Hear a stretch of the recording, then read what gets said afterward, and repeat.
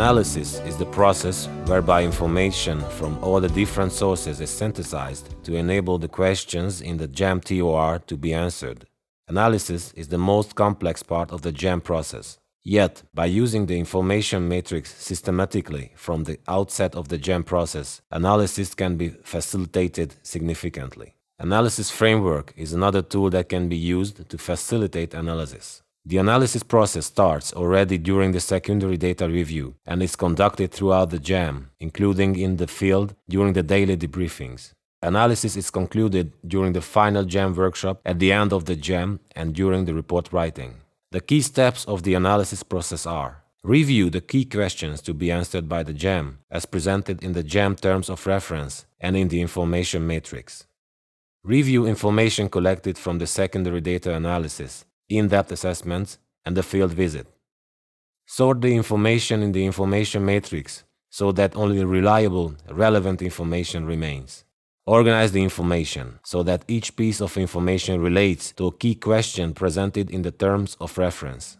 Summarize the key findings and emerging conclusions into short sentences and bullet points around the key themes and issues. Turn findings into conclusions. Throughout the analysis, the team members should be asking and re-asking the questions in the analysis framework in order to turn the findings into conclusions.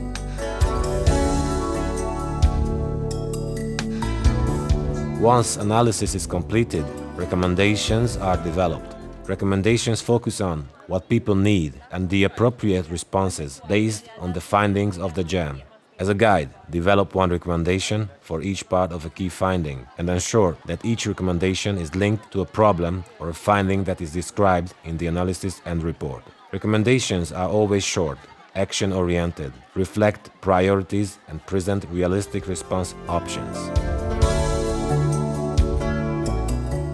The final report is signed off by the UNHCR country representative and the WFP country director and shared with all stakeholders, including partners, donors, and government. It is crucial to ensure that the key findings from the GEM are shared with the refugees. GEM coordinators liaise with the UNHCR and WFP staff working at field level to identify an appropriate way to share findings.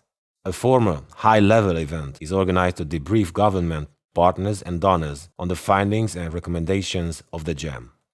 Yes, so this is the final report of the Ethiopia Joint Assessment Mission. It has followed the guidelines of the GEM, so it has actually been summarized to about 40 pages, which is quite a challenge in this Ethiopia operation because it's a very big operation. There were visits to a lot of different sites. So following the GEM guidelines, the report starts with an executive summary of 2-3 pages. Then we have an introduction, background of the refugee numbers and the demography. Then we go to the methodology used for this joint assessment. And then we go into the GEM detailed findings. Everything has been summarized, so the report writer has been looking at comparing from the results of the different field offices and then see what were the common issues and then also see what were issues that were particular to one site. So all that is mentioned in the report. We have the secondary data that are also mentioned, that are referred to, like the data of the nutrition service, for example. And then we also have the outcomes of the focus group discussions, the opinions of the refugees, everything is shared in there, but limited, of course, to the key findings related to nutrition and food security. So I can give the example of one of the thematic areas, food assistance, livelihoods and self-reliance. We have for each of the thematic areas a summary table that gives the key issues, the recommendations, and then it mentions the location. And then at the end of the report, we have actually a summary of all the recommendations for the different thematic areas together.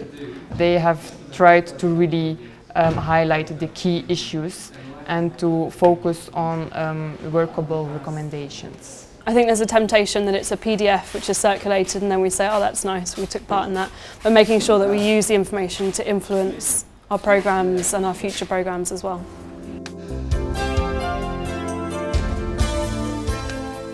The joint plan of action, the workshop for the joint plan of action should be organized as soon as possible, actually, after finalization of the report. And so that is where the agencies together commit really to the recommendations that are stated in the report and list the interventions in an action plan that need to be followed up and reviewed every 6 months. Every time that we are conducting a joint assessment mission, we also look at what has been happening. And we look also at areas where improvements have been made or need to be made. I hope the refugees' life will be improved so that they will live a better life in the refugee camps.